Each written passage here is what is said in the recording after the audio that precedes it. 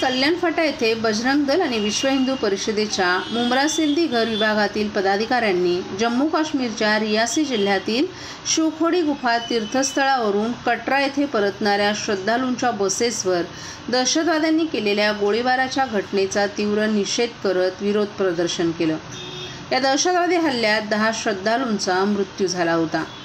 दहशतवाद्यांच्या विरोधात जोरदार नारेबाजी करताना प्रदर्शनकर्त्यांनी संपूर्ण देशभरात या घटनेविरुद्धचा संताप व्यक्त केला।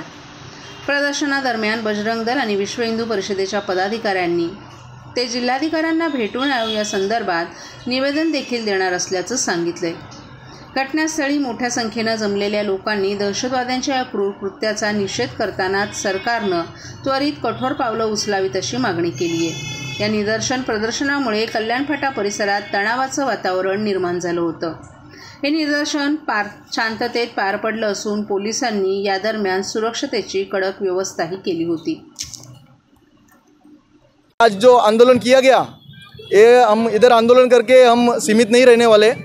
इस आंदोलन की होने के बाद कल दोपहर को हम लोग थाना के जिलाधिकारी के पास एक निवेदन देने वाले हैं, क्योंकि हमारा कलवा मुंब्रा ज़िला, थाना ज़िला और नवी मुंबई ज़िला, हम तीनों ज़िला के बजरंग दल विश्व हिंदू परिषद की टीम कल दोपहर को वहाँ पे जाके उनको ज्ञापन देने वाले हैं और पूरे भारतवर्ष से वो ज्ञापन राष्ट्रपति जी के पास पहुँचने वाला है। और मुझे आशा है कि वो उसके ऊपर संज्ञान लेते हुए स्ट्रिक्ट एक्शन लेंगी। और जो आतंकवादियों ने जो प्रयास किया और वो अभी जो बचे हुए हैं, मुझे अपने मिलिट्री के ऊपर भी भरोसा है। थोड़ी सी ग्लिच हो सकती है। अभी एक बात मुझे समझ में आ रही है कि खाली मिलिट्री कुछ नहीं कर सकती, क्योंकि अगर घर के भेदी नहीं होते तो ये हमला नहीं होता। तो मतलब कश्मीर में कुछ भी अभी भी कुछ बचे हैं तो उनको भी ढूंढ के उनको भी ऐसा ही हश्न करना चाहिए, ताकि अगली बार कोई भी आतंकवादियों को घर के अंदर सपोर्ट करना, कश्मीरी जो कुछ है बचे कुचे जिनकी जिहादी मानसिकता है, उनकी फिर से हिम्मत नहीं होगी। और अमरनाथ यात्रा हो या हमारी वैष्णो देवी की यात्रा हो, यह हमारे हिंदुओं के पवित्र स्थान है। अगर हिंदुओं के देश में हमें अगर सुरक्षा में हमारे भगवान के दर्शन करने पड़ रहे, तो अब सब हिंदुओं का हमें शर्म आनी चाहिए। TJSB सौर शक्ती कर्ज, गो ग्रीन, करा वीज बिलावर बचत। आकर्षक व्याजदर, 84 महिने परतफेड कालावधी, 80% लोन, व्यावसायिक आणि उद्योजकांकरता सुद्धा। अधिक माहितीसाठी तुमच्या जवळच्या शाखेला भेट द्या किंवा संपर्क साधा 1800-223-466 आणि 1800-266-3466।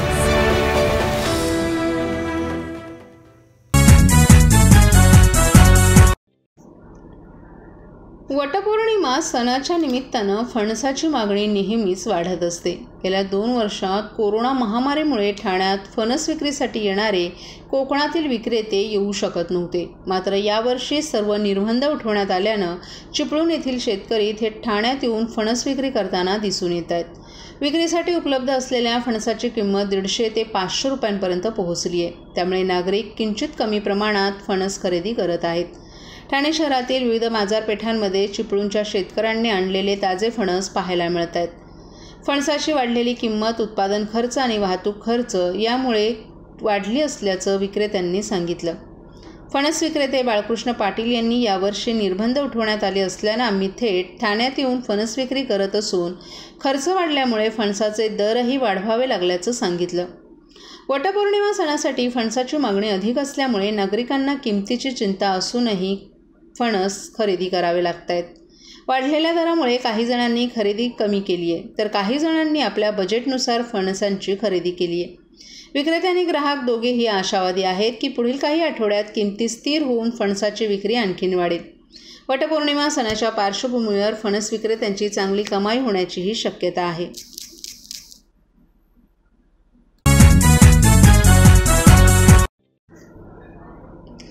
ठाणे शहराला पाणीपुरवठा करणाऱ्या धरणांमध्ये अवघा 9 ते 25% पाणीसाठा शिल्लक आहे।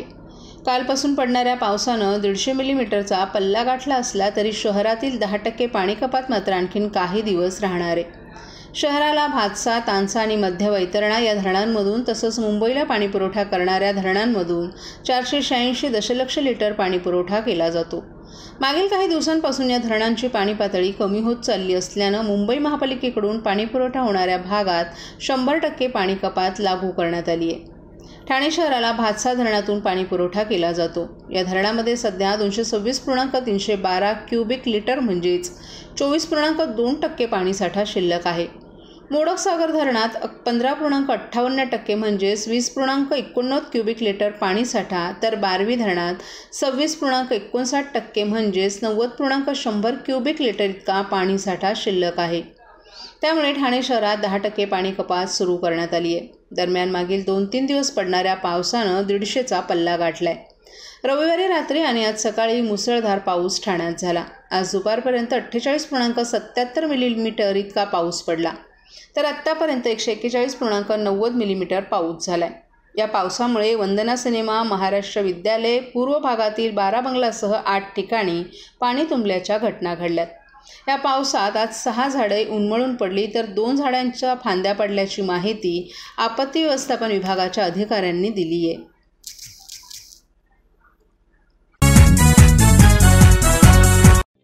सर्व नागरिकांना आवाहन करण्यात येत आहे की सध्या डासांमार्फत पसरणाऱ्या डेंग्यू या आजाराचा प्रसार रोखण्यासाठी प्रत्येकाने पुढील प्रमाणे कार्यवाही करावी.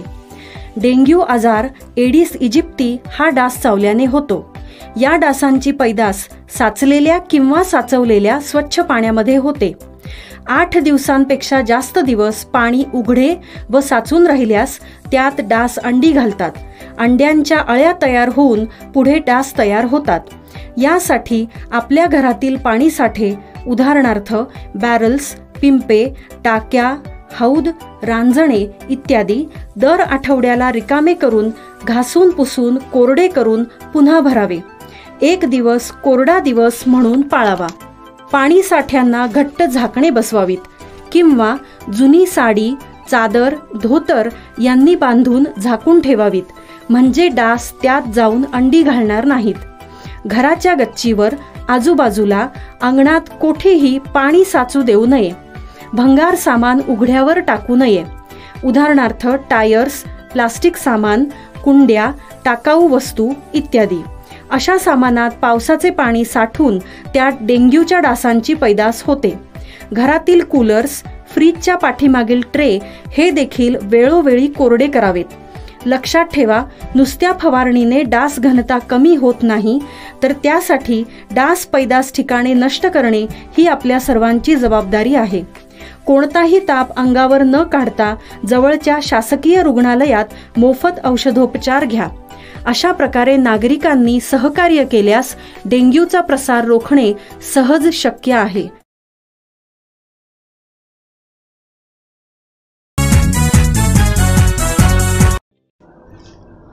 अधिकारी आणि ठेकेदारांना नालेसफाई करायची नसून केवळ हातकी सफाई करायची आहे, त्यामुळेच ठाण्याचं वाटोळं झालंय असा आरोप राष्ट्रवादी शरद पवार पक्षाचे आमदार जितेंद्र आव्हाड यांनी केलाय.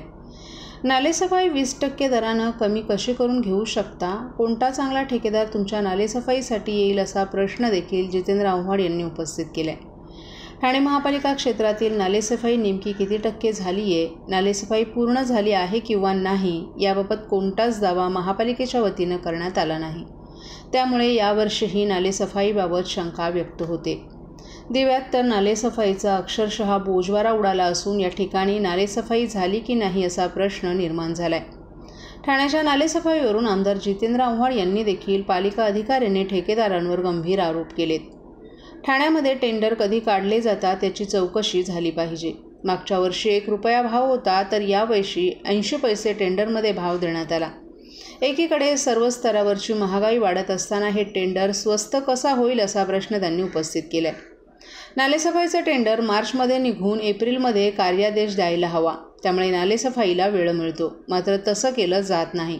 नालेसफाईमध्ये अधिकारी आणि ठेकेदार यांची मिलीभगत आहे. यांची नालेसफाई म्हणजे हातकी सफाई असून या भ्रष्टाचारापोटी ठाण्याचं वाटोळ होत असल्याचा आरोप आव्हाड यांनी केलाय.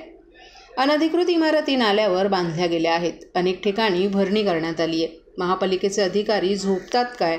नालेसफाईसाठी फक्त बिल्डरांना मार्ग कसा मोकळा करून देता येईल याकडेच लक्ष असल्याचा आरोपही आव्हाड यांनी केलाय. नाले जे आहेत ते साफ झालेले नाहीत, त्यामुळे पाणी तुंबण्याची शक्यता आहे. ठाण्यामध्ये टेंडर कधी काढले जातात ह्याची चौकशी झाली पाहिजे. मागच्या वर्षी 1 रुपया भाव होता, तर यावर्षीचा भाव टेंडरमध्ये 80 पैसे करण्यात आला. एकीकडे सर्व स्तरावरची महागाई वाढत असताना हे टेंडर स्वस्त कसं होईल? ह्या टेंडरमध्ये जे काय अडथळे येतात ते वेगळेच. पण पहिली गोष्ट, हे टेंडर मार्चमध्ये निघून एप्रिलमध्ये अलॉट व्हायला हवं, म्हणजे त्यांना वेळ मिळतो नालेसफाई करायला. नालेसफाईचे अधिकारी आणि नालेसफाई करणारे जे कॉन्ट्रॅक्टर असते यांचं मिलीभगत असते. पावसाळ्याच्या 8-15 दिवस अगोदर त्यांना वर्क ऑर्डर दिली जाते आणि मग थोडीशी नालेसफाई गेली की पावसाची वाट बघत असतात. पाऊस आला की तो कचरा वाहून जातो आणि यांची नालेसफाई झाली, हातकी सफाई. त्यामुळे ही नालेसफाई झालेलीच नाही, कोणी केलेलीच नाही. ठाणे महानगरपालिकेचं दुर्लक्ष असतं. माझ्यासारखा माणूस कॉन्ट्रॅक्टरला 10 वेळा फोन करतो आहे. हो साहेब, करतो ना साहेब, झालं, उचललं साहेब, केलं साहेब. नालेसफाई हा ठाणे महानगरपालिकेचा गेल्या 20 वर्षाचा प्रॉब्लेम आहे. वंदना सोसायटी, गजानन महाराज चौक, आता बाजारपेठ. एक तर पहिली गोष्ट म्हणजे अनधिकृत बिल्डिंगमध्ये मुळे नाल्यावरती बांधल्या गेल्या आहेत, भरणी केली गेली आहे. आत्ता कळव्यामध्ये मागच्या वर्षी खूप पाणी भरलेलं पारसिकनगरमध्ये. तिथे स्नेह पार्क नावाची सोसायटी आहे, त्याच्या मागच्या साईडला एक मोठा नाला आहे. तो मोठा नाला तिथल्या एका बिल्डरनी बुजवूनच टाकला आणि त्याला एक छोटासा पाईप दिला आहे. आता त्या पाईपमधनं पाणी जाणारच नाही, परत तिथे पाणी तुंबणार. म्हणजे अधिकारी झोपतात काय? भरणी कुठे होते, काय होते, भरणी येते कशी गावामध्ये? आता कवश्याच्या बाजूला, शिळच्या बाजूला डोंगरावरनं येणारं पाणी जायला वाटाच नाही आहेत. परत एकदा शिळच्या पूर्ण रस्त्यावर पाणी असेल. कवश्याला आलो तर मोठे मोठे नाले आहेत, साफच झालेले नाहीत. बिरादर नावाचा कॉन्ट्रॅक्टर आहे, काय बिराजदार का बिरादर काहीतरी नाव आहे, त्याला 4-5 वेळा फोन करून सांगितलं, अरे नाले साफ करून घे. हो ना साहेब, करतो ना साहेब. काही केलेलं नाही. नशीब या बाजूला पल्ले नावाचा कॉन्ट्रॅक्टर आहे, तो ऐकतो तरी, माणसं तरी पाठवतो. पण एकंदरीतच नालेसफाई तुम्ही 20% कमी रेटनी कसे काय करून घेऊ शकता? आणि मग कोण चांगला कॉन्ट्रॅक्टर तुमच्या नालेसफाईमध्ये येईल? मुळतः तुम्हाला नालेसफाई करायचीच नाही आहे. नालेसफाईत हात मारता येतो का एवढंच बघायचं आहे. आणि त्यामुळे या भ्रष्टाचारापोटी ठाण्याचं वाटोळं होतं. ठाण्याचं जे पाणी भरतं सगळ्या भागांमध्ये, मुंब्रा, कौसा, दिवा, नौपाडा म्हणजे हेच वंदना टॉकीज, गजानन महाराज चौक, बाजारपेठ, हे सगळं राबोडीमध्ये